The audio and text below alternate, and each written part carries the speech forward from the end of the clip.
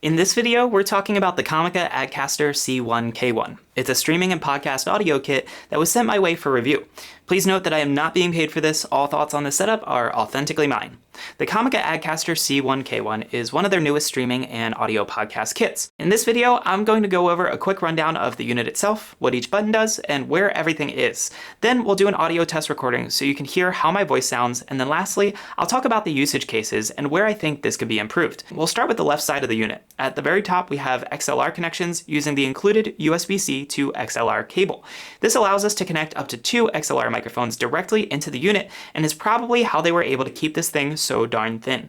Note that while the microphone that's included with the audio interface is XLR, there's a XLR to 3.5mm cable, so you do not need to use the USB-C to XLR adapter unless you're using additional microphones. Moving further down the side, there's a reset pinhole in the event that you have trouble and need to factory reset the device.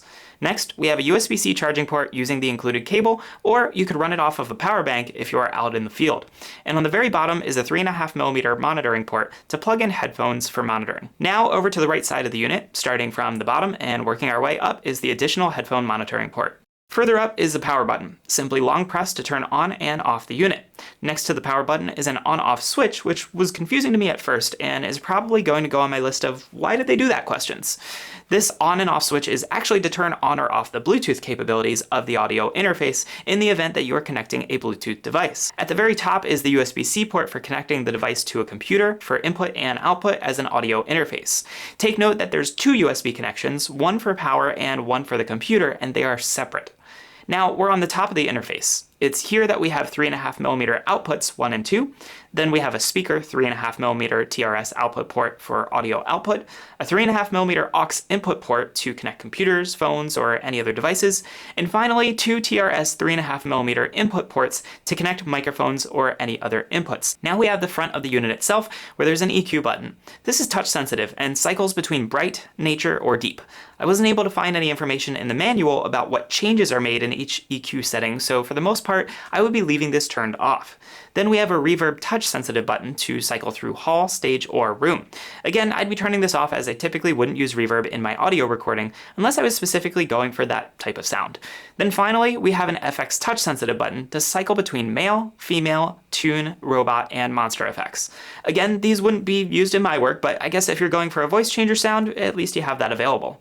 On the right-hand side is a Bluetooth connection and battery power indicator, which brings me down to our 3 knobs. We've got a mic gain control knob for mic inputs 1 and 2, and a single press turns phantom power on and off. Then there's an aux knob for adjusting the input of your aux, whether that be Bluetooth or the wired aux connection. The large knob in the center is your monitor and output volume knob. Press it to switch between the monitor or output volume control. And you'll see a blue indicator, so you know which one you're working with.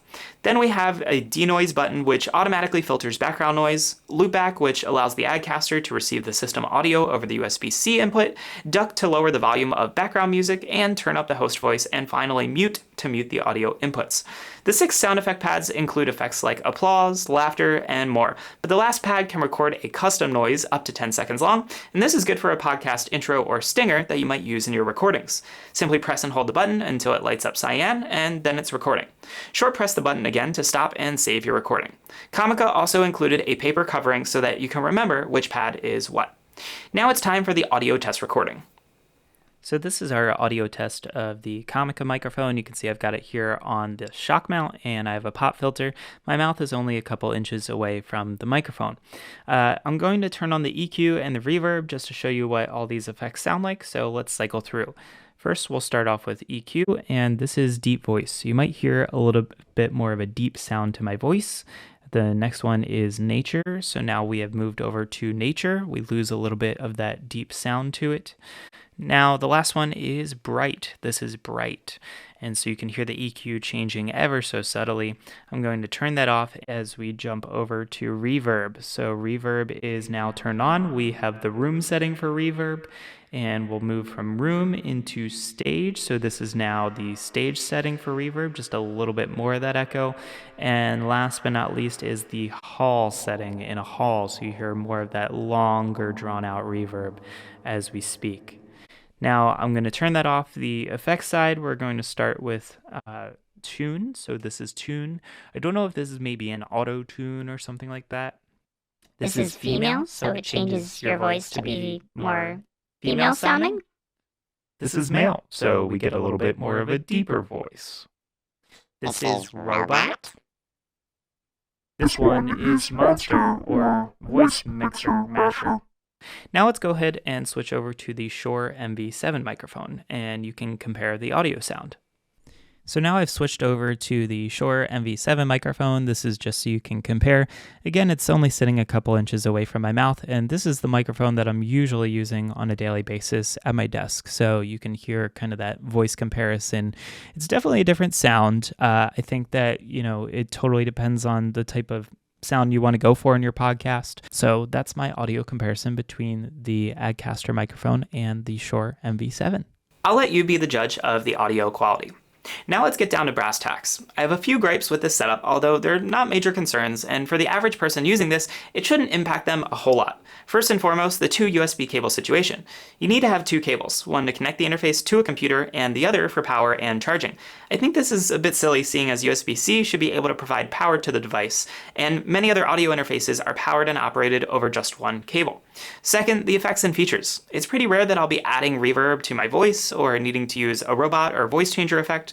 I don't find these practical. And third, while the microphone sounds nice and it comes with a nice pop filter and stand, the Comica brand images are everywhere, from the big C logo on the filter to the Comica logo on both the mic and the shock mount. If I'm using a microphone like this for a video podcast, which is where the industry is headed, I wouldn't want someone else's brand logo to be front and center on everything. Are these three items concerning? No, and like I mentioned before, they're not going to impact the average user, but could they be improved? I'd love to see Comica make a few minor tweaks. Now for usage case. I can see someone using this for a podcast recording, whether that be video or audio, if you simply need a good home office audio interface for your live streams. Just know that these microphones usually sit right in front of your face, not a few feet away, so you have to know the type of look that you're going for when creating a video. If you want a microphone to be hidden out of the camera frame, this is probably not for you, but if you want that Joe Rogan podcast style look, then this would totally work. If you want to check out the Adcaster some more, I've linked to it below in the description. Thanks for watching this video, and I'll see you very soon.